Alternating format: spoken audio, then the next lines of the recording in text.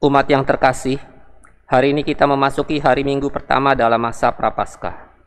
Di dalamnya kita menghayati sengsara dan penderitaan Tuhan melalui peristiwa salib Kristus. Ini adalah kesempatan bagi kita untuk menghayati kasih Allah di dalam Kristus Yesus dengan menjalani pertobatan yang tulus. Dalam minggu-minggu Prapaskah ini, kita belajar dengan sungguh-sungguh untuk menahan diri, berpuasa dari segala hasrat ragawi dan keinginan-keinginan duniawi. Lilin berwarna ungu yang menjadi simbol duka cita sekaligus keagungan Allah telah dinyalakan. Itu berarti kita mulai memasuki perziarahan iman dalam perenungan penderitaan Kristus, Sang Terang Dunia. Segala kemuliaan hanya bagi Tuhan Sang Penebus, Sang Raja Maha Pemurah, Pemberi Anugerah.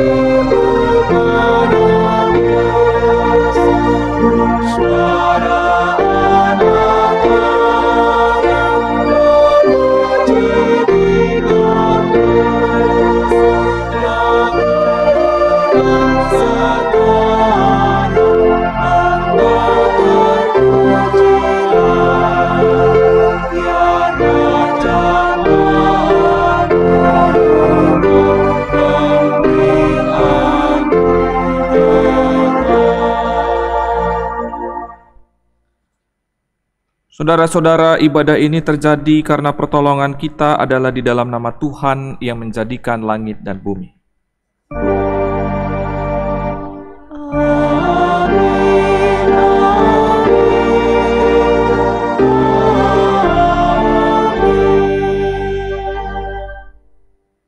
Tuhan beserta saudara.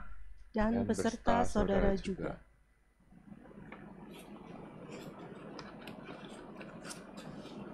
Umat yang terkasih, pandemi yang terjadi 2 tahun terakhir telah mengakibatkan krisis multidimensional yang mengguncang dunia. Krisis kesehatan, ekonomi, pendidikan, dan mental melanda kehidupan kita. Juga krisis spiritual yang bahkan mengguncang kehidupan beriman saudara dan saya. Pada titik inilah kesusahan dan penderitaan yang kita alami kerap menjadi pergumulan yang sangat berat. Kita jatuh dan terpuruk, seakan tiada jalan untuk kembali bangkit dan menatap harapan. Dalam kenyataan hidup yang demikian, apa yang sebenarnya menjadi maksud dan kehendak Allah bagi kita? Apakah Dia adalah Allah yang memang membiarkan umatnya mengalami dan menjalani penderitaan yang berat? Ataukah ada maksud lain dari kuasa dan karya Allah bagi kita? Firman-Nya di dalam Yesaya 57 ayat yang ke-15 menyatakan demikian. Sebab beginilah firman yang maha tinggi dan yang maha mulia, yang bersemayam untuk selamanya, dan yang maha kudus namanya.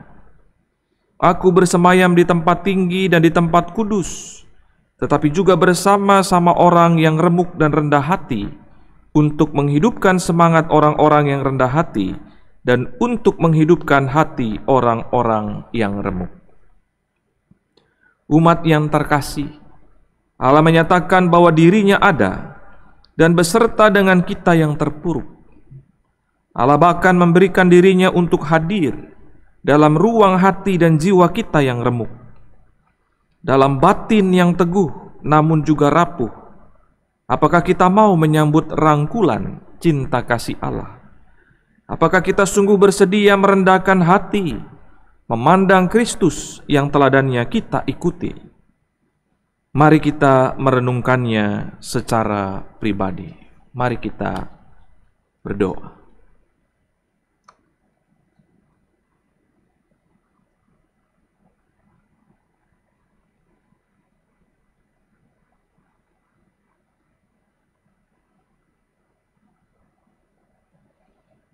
Kepadamu ya Tuhan, Sang Pengasih dan Penyayang, kami memohon sentuhan cinta-Mu yang memulihkan.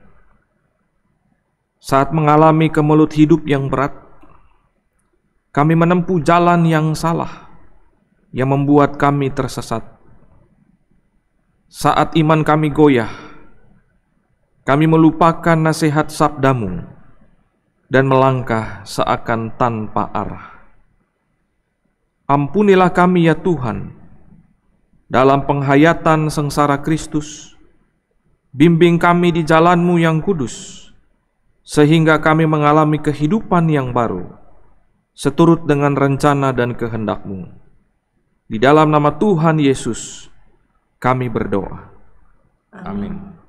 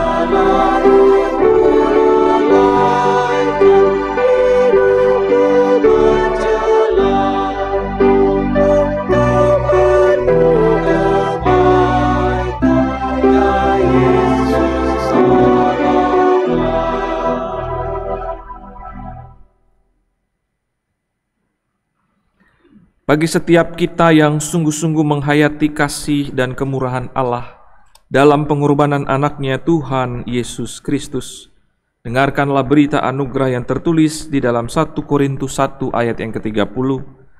Tetapi oleh Dia, kamu berada dalam Kristus Yesus, yang oleh Allah telah menjadi hikmat bagi kita. Ia membenarkan dan menguduskan dan menebus kita. Di dalam Kristus engkau telah diampuni. Di dalam Kristus engkau pun telah diampuni. Damai Kristus bagimu. Damai Kristus bagimu juga.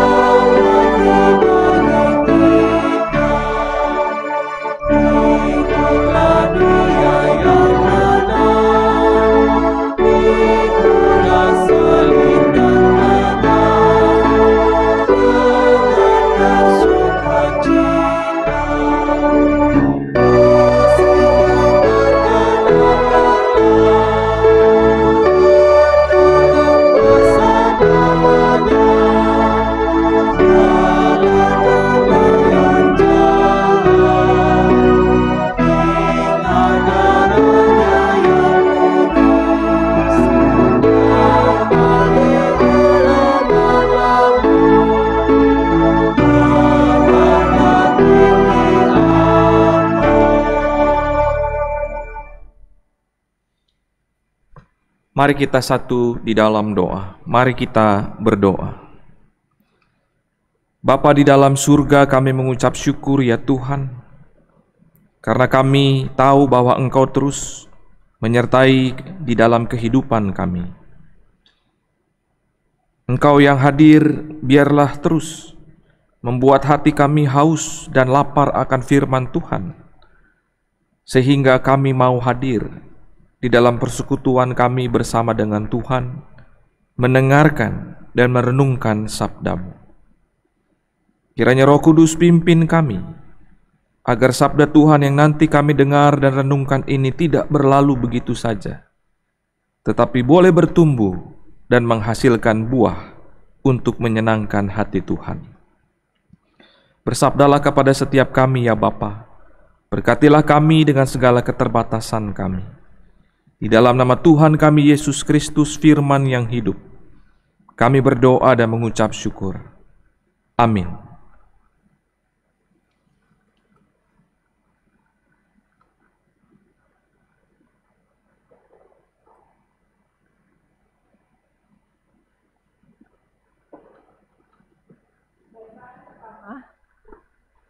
Diambil dari kitab Ulangan 26 ayat 1 sampai 11. Mempersembahkan hasil pertama. Apabila engkau telah masuk ke negeri yang diberikan Tuhan Allahmu kepadamu menjadi milik pusakamu, dan engkau telah mendudukinya dan diam di sana, maka haruslah engkau membawa hasil pertama dari bumi yang telah kau kumpulkan dari tanahmu yang diberikan kepadamu oleh Tuhan Allahmu. Dan haruslah engkau menaruhnya dalam bakul, kemudian pergi ke tempat yang akan dipilih Tuhan Allahmu untuk membuat namanya diam di sana. Dan sesampainya kepada imam yang ada pada waktu itu, haruslah engkau berkata kepadanya, Aku memberitahukan pada hari ini kepada Tuhan Allahmu, bahwa aku telah masuk ke negeri yang dijanjikan Tuhan dengan sumpah kepada nenek moyang kita untuk memberikannya kepada kita. Maka imam harus menerima bakul itu dari tanganmu dan meletakkan di depan mezbah Tuhan Allahmu. Kemudian engkau harus menyatakan di hadapan Tuhan Allahmu demikian, Bapakku dahulu seorang Aram, seorang pengembara. Ia pergi ke Mesir dengan sedikit orang saja dan tinggal di sana sebagai orang asing. Tetapi di sana ia menjadi suatu bangsa yang besar, kuat, dan banyak jumlahnya. Ketika orang Mesir menganiaya dan menindas kami dan menyuruh kami melakukan pekerjaan yang berat, maka kami berseru kepada Tuhan, Allah nenek moyang kami. Lalu Tuhan mendengar suara kami dan melihat kesengsaraan dan kesukaran kami dan penindasan terhadap kami. Lalu Tuhan membawa kami keluar dari Mesir dengan tangan yang kuat dan lengan yang teracung, dengan kedahsyatan yang besar dan dengan tanda-tanda serta mukjizat-mukjizat. Ia membawa kami ke tempat ini dan memberikan kepada kami negeri ini, suatu negeri yang berlimpah-limpah susu dan madunya. Oleh sebab itu, di sini aku membawa hasil pertama dari bumi yang telah kau berikan kepadaku ya Tuhan. Kemudian harus meletakkannya di hadapan Tuhan Allahmu. Engkau harus sujud di hadapan Tuhan Allahmu, dan haruslah engkau, orang Lewi, dan orang asing yang ada di tengah-tengahmu bersukaria karena segala yang baik yang diberikan Tuhan Allahmu kepadamu dan kepada seisi rumahmu. Demikianlah sabda Tuhan. Syukur kepada Allah.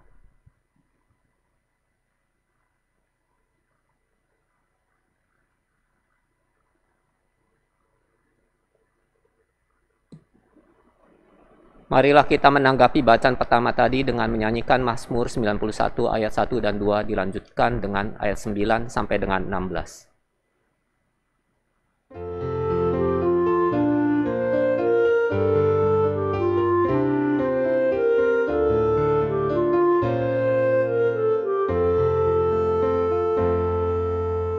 Dialah ku percaya, Engkaulah perlindunganku. Ya Allahku, ku percaya, Engkaulah perlindunganku.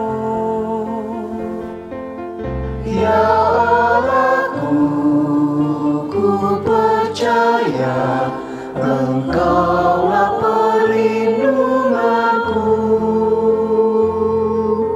Ya Allahku, ku percaya, Engkaulah perlindunganku. Kemalangan takkan menimpamu, sebab Tuhan tempat berteduh. Tulah takkan mendekati kemahmu, sebab malaikat menjagamu. Ya Allahku, ku percaya, Engkaulah perlindunganku. Ya Allahku, ku percaya, Engkaulah perlindunganku. Dan kakimu takkan terbentur batu, sebab malaikat penatangmu. Hingga dan ular tedung kau langkahi, sebab malaikat menjagamu. Ya Allahku, ku percaya, Engkaulah perlindunganku. Ya Allahku, ku percaya, Engkaulah perlindunganku. Sungguh hatinya rindu kepadamu, maka aku meluputkannya. Aku pun akan membentengi dia, sebab dia mengenal namaku. Ya Allahku, ku percaya, Engkaulah perlindunganku. Ya Allahku, ku percaya, Engkaulah perlindunganku. Dalam susahku kan menyertainya, kehormatanku beri padanya.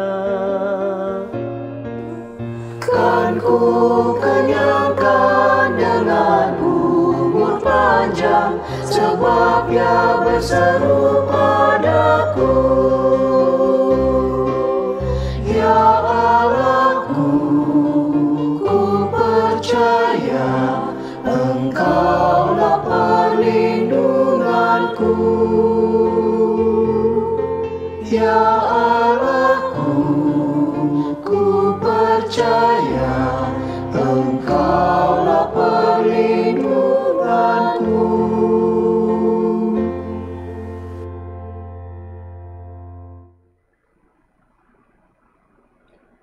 Bacaan kedua diambil dari surat Roma pasal 10 ayat 8 sampai dengan 13. Tetapi apakah katanya ini? Firman itu dekat kepadamu, yakni di dalam mulutmu dan di dalam hatimu. Itulah firman iman yang kami beritakan. Sebab jika kamu mengaku dengan mulutmu bahwa Yesus adalah Tuhan dan percaya dalam hatimu bahwa Allah telah membangkitkan Dia dari antara orang mati, maka kamu akan diselamatkan. Karena dengan hati orang percaya dan dibenarkan, dan dengan mulut orang mengaku dan diselamatkan. Karena kitab suci berkata, barang siapa yang percaya kepada Dia tidak akan dipermalukan. Sebab tidak ada perbedaan antara orang Yahudi dan orang Yunani, karena Allah yang satu itu adalah Tuhan dari semua orang, kaya bagi semua orang yang berseru kepadanya. Sebab barang siapa yang berseru kepada nama Tuhan akan diselamatkan. Demikianlah sabda Tuhan. Syukur kepada Allah. Saudara-saudara, Injil Tuhan kita Yesus Kristus menurut Lukas 4 ayat 1 sampai yang ke-13. Yesus yang penuh dengan Roh Kudus kembali dari sungai Yordan, lalu dibawa oleh Roh Kudus ke padang gurun. Di situ ia tinggal 40 hari lamanya dan dicobai iblis. Selama di situ ia tidak makan apa-apa, dan sesudah waktu itu ia lapar. Lalu berkatalah iblis kepadanya, "Jika engkau anak Allah, suruhlah batu ini menjadi roti." Jawab Yesus kepadanya, "Ada tertulis, manusia hidup bukan dari roti saja." Kemudian ia membawa Yesus ke suatu tempat yang tinggi, dan dalam sekejap mata ia memperlihatkan kepadanya semua kerajaan dunia. Kata iblis kepadanya, "Segala kuasa itu serta kemuliaannya akan kuberikan kepadamu, sebab semuanya itu telah diserahkan kepadaku, dan aku memberikannya kepada siapa saja yang ku kehendaki. Jadi jikalau engkau menyembah aku, seluruhnya itu akan menjadi milikmu." Tetapi Yesus berkata kepadanya, "Ada tertulis, engkau harus menyembah Tuhan Allahmu, dan hanya kepada Dia sajalah engkau berbakti." Kemudian ia membawa Yesus ke Yerusalem dan menempatkan dia di bubungan bait Allah. Lalu berkata kepadanya, "Jika engkau anak Allah, jatuhkanlah dirimu dari sini ke bawah. Sebab ada tertulis, mengenai engkau ia akan memerintahkan malaikat-malaikatnya untuk melindungi engkau. Dan mereka akan menatang engkau di atas tangannya, supaya kakimu jangan terantuk kepada batu." Yesus menjawabnya katanya, "Ada firman, jangan engkau mencobai Tuhan Allahmu." Sesudah iblis mengakhiri semua pencobaan itu, ia mundur daripadanya dan menunggu waktu yang baik. Demikianlah Injil Tuhan kita Yesus Kristus. Berbahagialah bagi setiap kita yang mendengarkan firman Tuhan, merenungkannya, serta memeliharanya dalam masa-masa pengharapan. Hosana.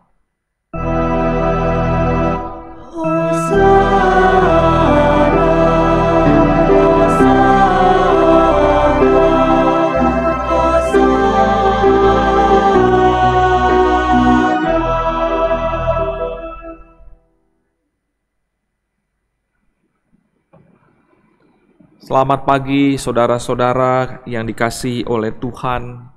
Kiranya tetap semangat, tetap sukacita dalam menjalani hari-hari ke depan. Saudara-saudara, tak terasa saat ini kita sudah memasuki kembali Minggu Prapaskah. Sekarang kita ada di dalam Minggu Prapaskah yang pertama. Dalam masa Raya Paskah ini, kita diingatkan untuk selalu setia berdoa, berpuasa, dan bersedekah. Bicara soal puasa, tentunya saya percaya kita semua melakukannya sebagai jalan untuk semakin mendekatkan diri kita kepada Tuhan. Kita melakukan puasa dari Rabu Abu sampai nanti Minggu Prapaskah yang ke-6 atau Minggu Palmarum. Dalam puasa, kita dilatih untuk hidup dengan spiritualitas yang lebih baik. Hidup di mana kita belajar untuk lebih mengutamakan Tuhan daripada diri kita sendiri, walaupun terkadang kondisinya tidak menguntungkan bagi kita. Saudara-saudara, dalam bacaan kita kali ini adalah sebuah kisah kelanjutan dari peristiwa pembaptisan Yesus. Kita ingat bahwa dalam peristiwa pembaptisan Yesus ada tersirat Allah Trinitas. Allah Bapa melalui suaranya dari surga dan Roh Kudus yang turun seperti rupa burung merpati ke atas Yesus. Nah, Roh Kudus yang turun ke atas Yesus itulah yang membawa dan menyertai Yesus untuk pergi ke padang gurun, dan selama di sana Yesus tidak makan apa-apa selama 40 hari lamanya. Jadi Yesus tidak ditinggalkan oleh Roh Kudus yang turun ke atasnya pada waktu menerima baptisan. Dalam kisah ini, kita jangan buru-buru menyamakan kisah Yesus dengan jagoan seperti Arkelis atau seperti Arjuna atau seperti Bima. Sebab Lukas tidak ada maksud menggambarkan Yesus sebagai manusia sakti atau pertapa yang siap menempur. Tetapi Lukas menggambarkan Yesus sebagai manusia yang disertai oleh Roh Kudus agar kita semua nanti dapat mengikutinya. Saudara-saudara, di dalam padang gurun itu terdapat 3 godaan yang terjadi. Yang pertama adalah berkeinginan untuk mengurus semuanya sendiri, sehingga tidak ada kesempatan untuk mendengarkan suara atau isyarat Tuhan. Ini tentu adalah godaan yang sangat besar. Kalau kita ingat dulu bangsa Israel yang kelaparan dan kehausan di padang gurun, di sana mereka mulai menyalahkan Tuhan sehingga mereka datang kepada Musa dan meminta suatu mujizat. Itu ada di dalam kitab Kejadian 17 ayat 1 sampai yang ke-7. Keluaran 17 ayat 1 sampai yang ke-7. Memang mujizat pada akhirnya terjadi. Tapi mujizat yang diminta dengan paksa itu hanya menepis rasa haus dan tidak memuaskan batin. Yesus tidak memaksa batu jadi makanan seperti dulu Musa yang terpaksa membuat padas gersang memancarkan air segar. Memang saat itu Yesus sedang lapar, tapi dia tidak menukar kesertaan Roh Kudus hanya dengan makanan. Yesus tetap menjadi anak Allah. Dalam artian bukan pembuat mujizat untuk dirinya sendiri. Yesus yang disertai oleh Roh Kudus itu bersedia hidup dari sabda Tuhan yang menyebutnya dalam peristiwa baptisan tadi adalah sebagai anak yang terkasih dan yang berkenan. Itu godaan yang pertama. Godaan yang kedua makin gencar lagi. Karena Yesus ditawari kekuasaan atas seluruh dunia beserta kemegahannya. Tapi syaratnya satu, yakni menyembah iblis. Kalau kata orang Batak, ngeri kali ini bang, gitu ya. Memang kalau dipikir godaan iblis semakin mengerikan.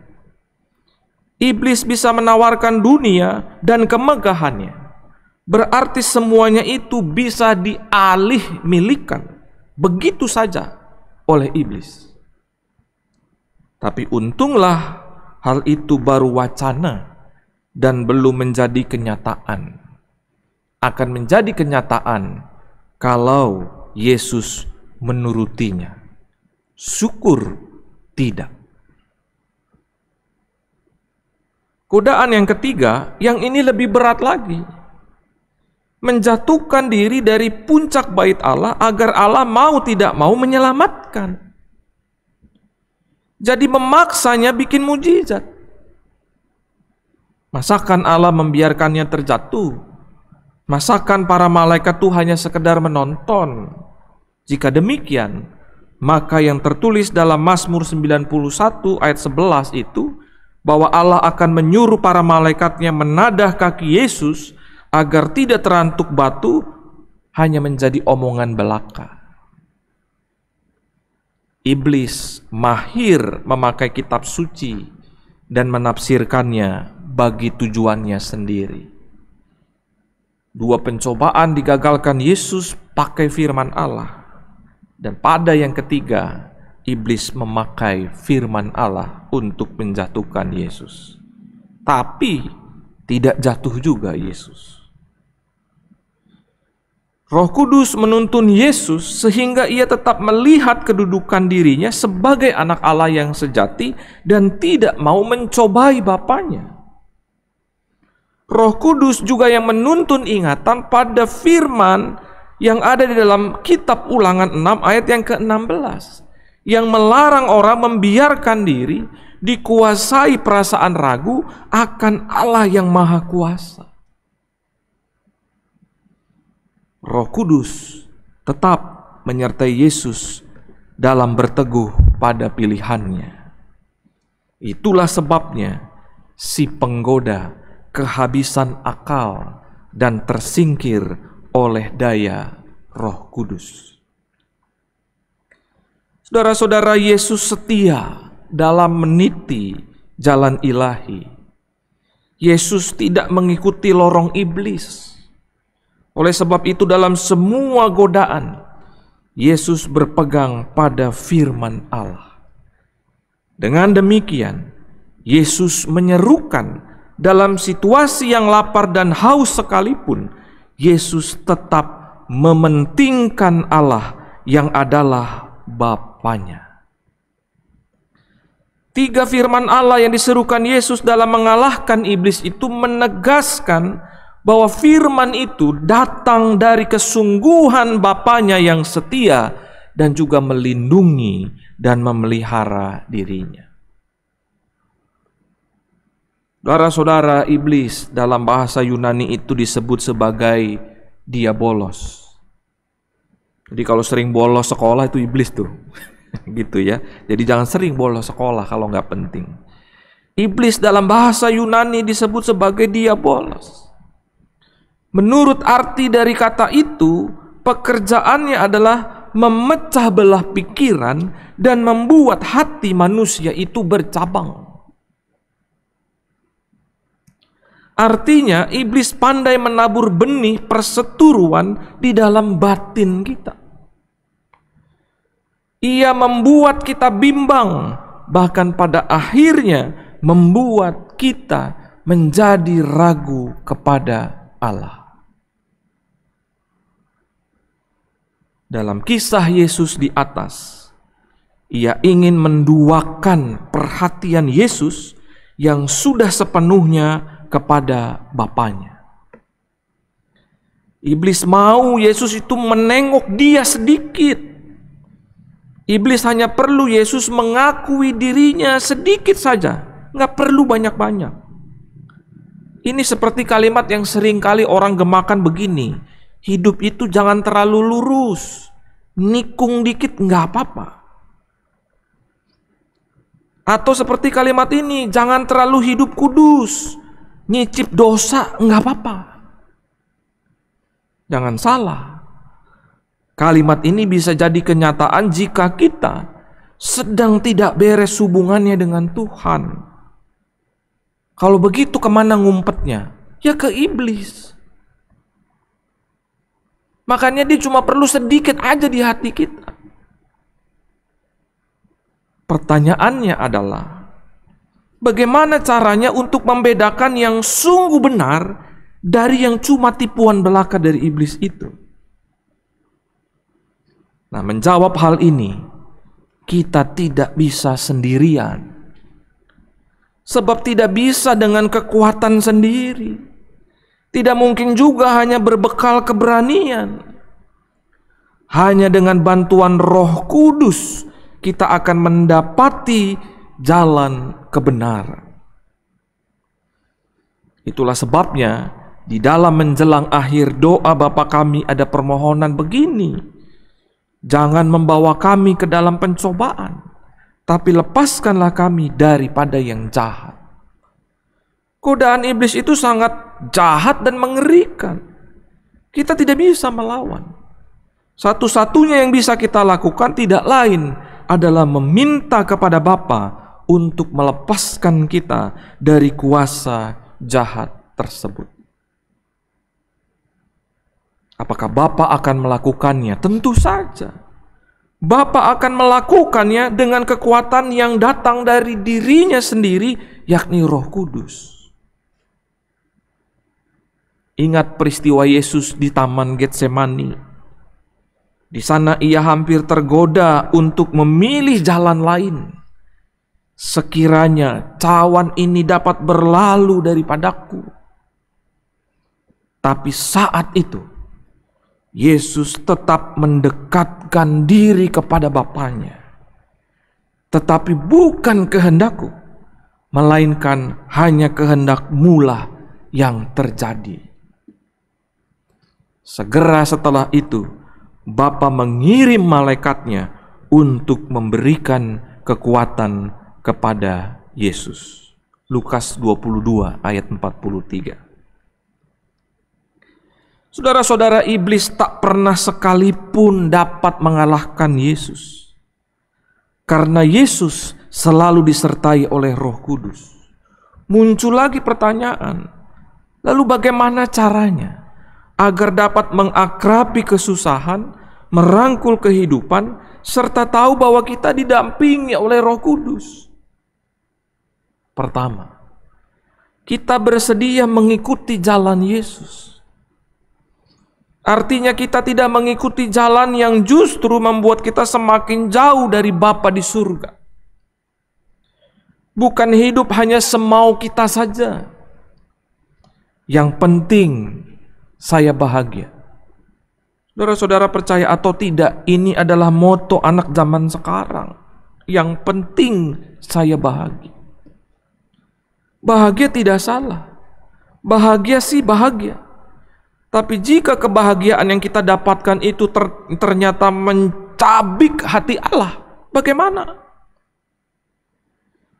Jika kebahagiaan yang kita dapatkan itu ternyata menerabas sebuah aturan atau norma yang berlaku, bagaimana? Kita tidak bisa hidup semau kita sendiri. Kita mesti menghargai apa yang sudah Allah berikan kepada kita. Yesus tidak memilih jalan lain dan sesuka dirinya saja. Jika Yesus demikian, maka Yesus sudah pasti jatuh pada pencobaan pertama. Tapi yang Yesus lakukan adalah setia pada jalan Bapanya. Itu sebabnya ia mengosongkan dirinya. Kita wajib untuk mengikuti jalan Yesus Tuhan kita dan bukan jalan yang lain. Yang kedua, kita tidak sangsikan kesungguhan Allah. Saudara-saudara, pandemi nanti pada tanggal 15 Maret yang akan datang akan genap menjadi 2 tahun di gereja kita sejak penutupan gereja di tahun 2020 15 Maret. Saya masih ingat betul, saya, Pak Ketut dan Pak Tulus ada di sini. Ya, setelah Ibu Pendeta Dianawati berkhotbah pertama, maka gereja langsung kita tutup.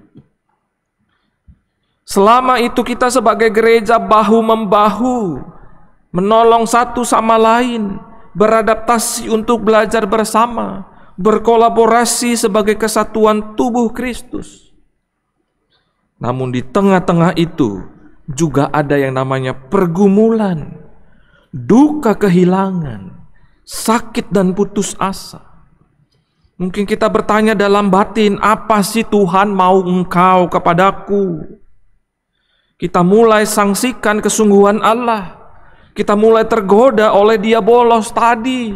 Hati kita itu mulai bercabang, fokus kita pada Allah mulai terpecah. Bahkan sekarang kita sering marah jika ingin pergi keluar kota atau keluar negeri, naik pesawat, begitu cek antigen atau PCR hasilnya positif. Apalagi jika kita sudah punya planning yang menyenangkan, bubar semua planning itu, bubar semua impian itu. Yang ada ngedumel terus sepanjang hari tanpa kenal lelah, sampai yang biasanya mengikuti kegiatan gereja, ini malah absen. yang biasanya rajin berdoa, ini malah sibuk cari pengganti hiburan dan sebagainya.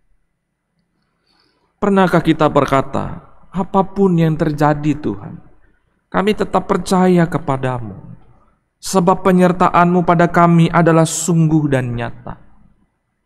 Pernahkah kita dalam situasi yang tidak menguntungkan berani berkata, bukan kehendak-Ku Bapa, melainkan kehendak-Mu lah yang terjadi? Kalau belum, maka harus cobain. Jangan hanya cobain makanan enak yang baru yang ada di sana atau yang ada di sini. Ingat juga pada pencobaan pertama, ingat juga pada bacaan pertama kita, bahwa orang Israel itu tiba pada kesadaran bahwa kemurahan dan kesungguhan Tuhan dalam menolong mereka itu sungguh nyata. Hal ini terbukti ketika bangsa Israel sebagai bangsa yang kelaparan, mengalami krisis, bahkan ditindas dan menjadi budak. Tuhan hadir di sana untuk memerdekakan hidup mereka. Yang ketiga, kita membiarkan diri dituntun kekuatan Roh Kudus untuk mengerti kebesarannya. Firman Allah di sini adalah kunci untuk dapat merasakan tuntunan dan kekuatan Roh Kudus. Dengan firman Tuhan, Yesus mengalahkan iblis. Dengan firman Tuhan, kita juga dapat terlepas dari kuasa yang jahat. Paulus dalam surat Roma mengatakan bahwa firman itu dekat kepada kita, di dalam mulut kita, di dalam hati kita. Tapi apa maksud Paulus sebenarnya? Yang dimaksud Paulus adalah dengan firman itu, ialah firman yang telah menjadi manusia, yaitu anak Allah Yesus Kristus. Untuk memperoleh keselamatan, maka kita tidak hanya sekedar mengaku dengan mulut kita bahwa Yesus itu adalah Tuhan, tapi juga mengimaninya di dalam hati kita. Mengimaninya berarti kita bersedia untuk terus diajar oleh Tuhan, sehingga hidup kita betul-betul dapat dikatakan mengikuti pada jalan Yesus dan teladannya. Saudara-saudara, kesusahan memang membuat banyak orang menjadi takut, menjadi khawatir, bahkan menjadi frustasi. Tak jarang orang akhirnya tidak dapat menerima kenyataan karena larut di dalam situasi yang tidak menentu. Tetapi saat ini kita belajar dari Yesus yang tetap memiliki keyakinan bahwa Allah itu baik. Dan keyakinan Yesus kepada Bapanya itu tidak sirna, walaupun telah berhasil keluar dari padang gurun, melainkan bertahan sampai kepada kesudahannya. Oleh sebab itu, mari kita mau tetap semangat. Kita mau terus berkreasi. Kita tidak goyah. Kita mau setia di dalam persekutuan, di dalam ibadah, di dalam kesaksian dan pelayanan. Ikuti jalan Yesus yang terbiasa mengakrabi kesusahan dan merangkul kehidupan. Kiranya kasih Tuhan Yesus senantiasa merangkul kita di tengah-tengah kesusahan yang kita alami. Tuhan Yesus memberkati. Amin.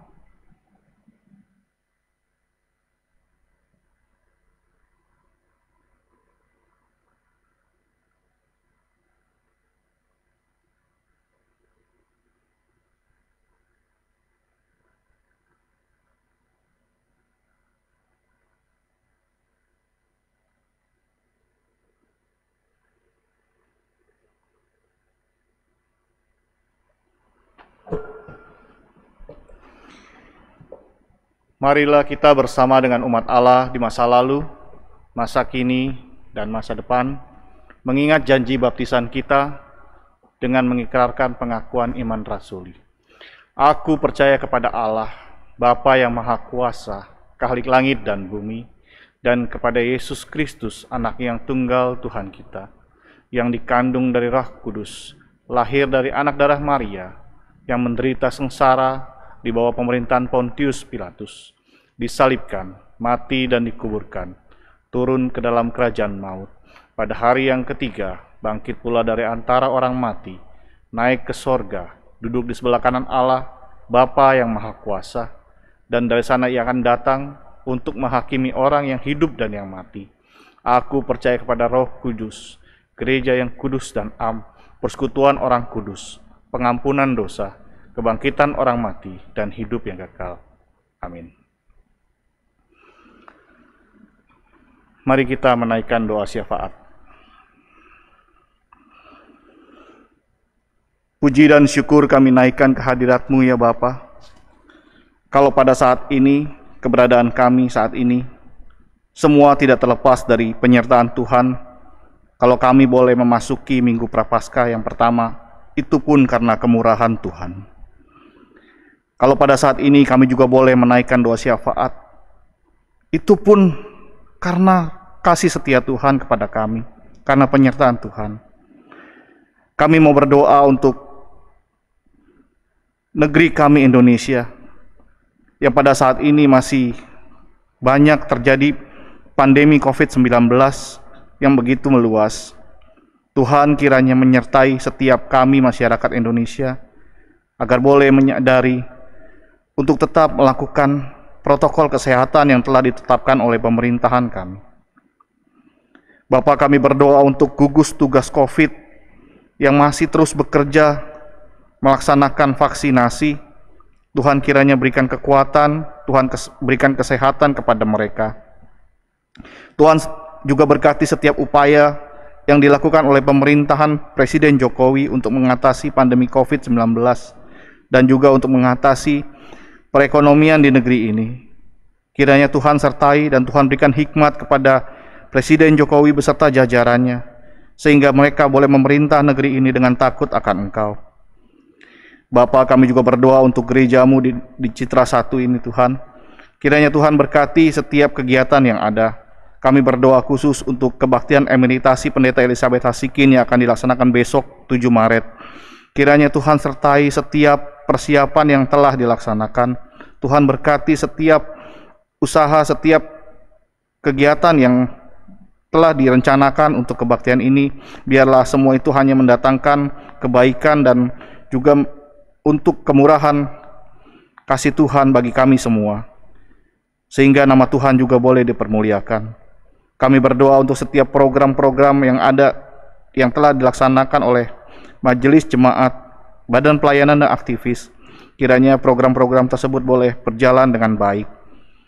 Dan juga biarlah program-program itu juga menjadi berkat bagi umat Tuhan di GKI Perumahan Citra 1.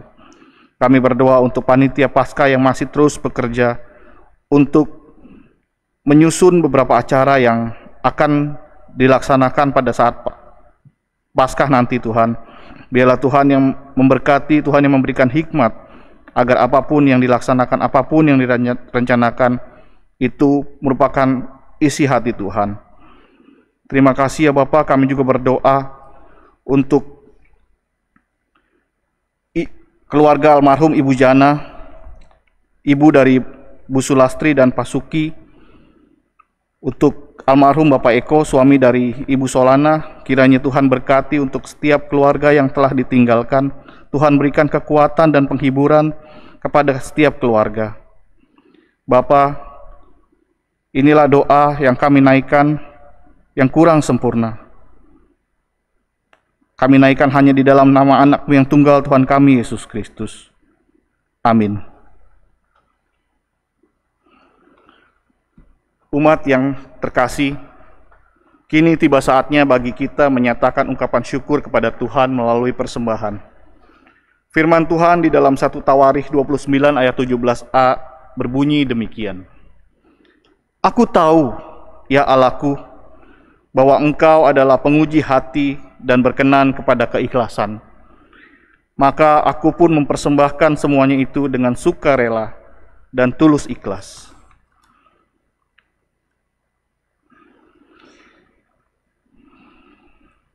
Selain doa dan puasa, aksi Prapaskah kita adalah aksi penyangkalan diri yang kita wujudkan juga dalam memberi sedekah.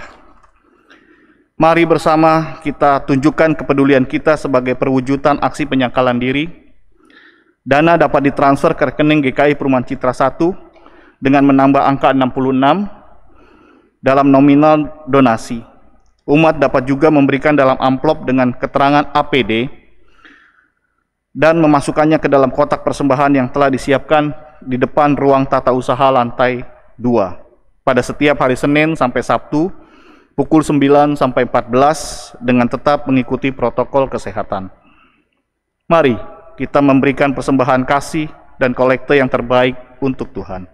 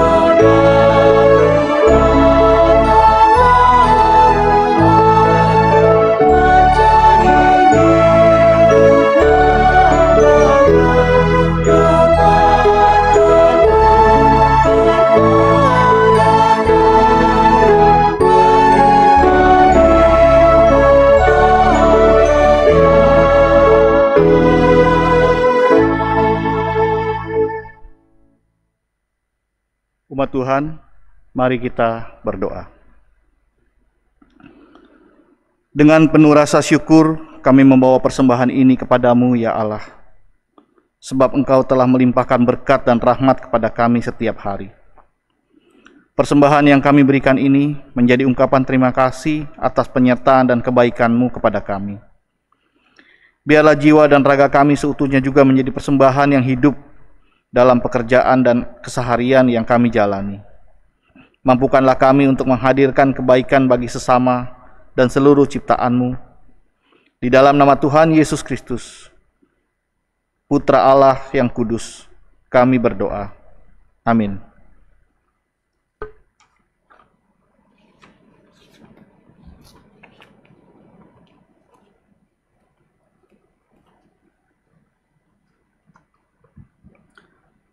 Saudara, yakinlah Allah merangkulmu dalam kesusahan yang engkau alami.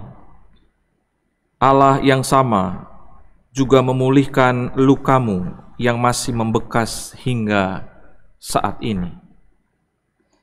Ingatlah, salib Kristus menjadi lambang cinta yang kekal, yang membawamu kepada pengharapan sejati.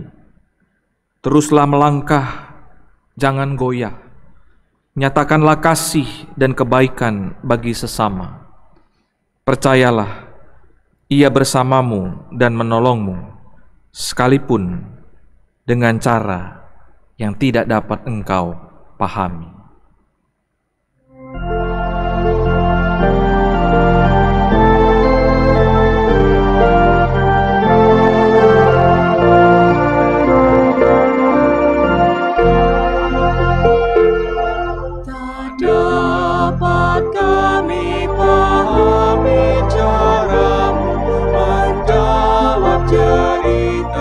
Orang yang susah, tetapi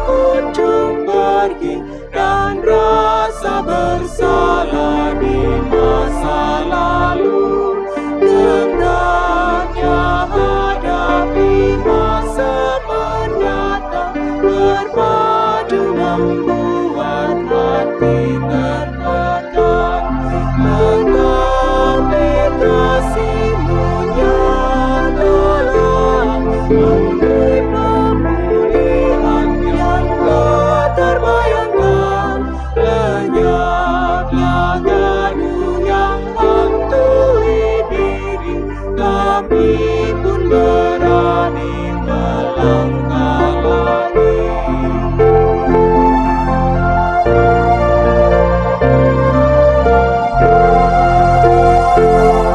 Kau sambut setiap orang yang datang memohon ampunan dan pertolongan.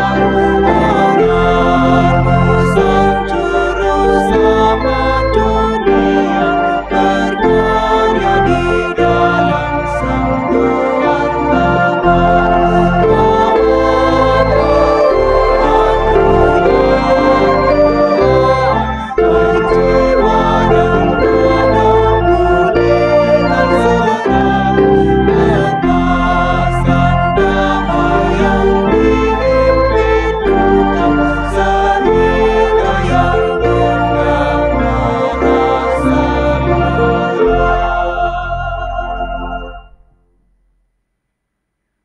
Arahkanlah hatimu kepada Tuhan. Kami mengarahkan hati kami kepada Tuhan. Jadilah saksi Kristus. Syukur kepada Allah, Terpujilah Tuhan. kini dan selamanya.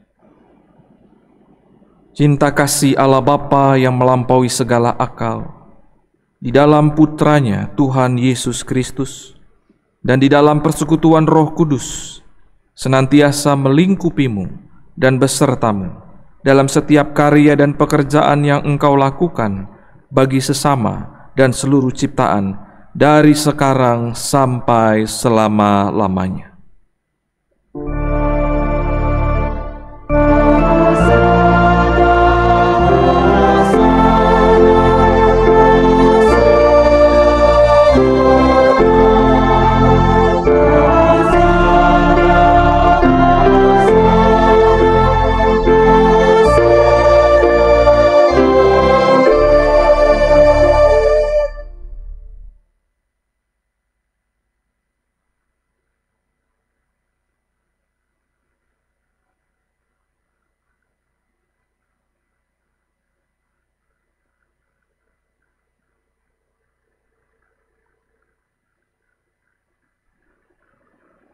Marilah kita bersaat teduh sejenak.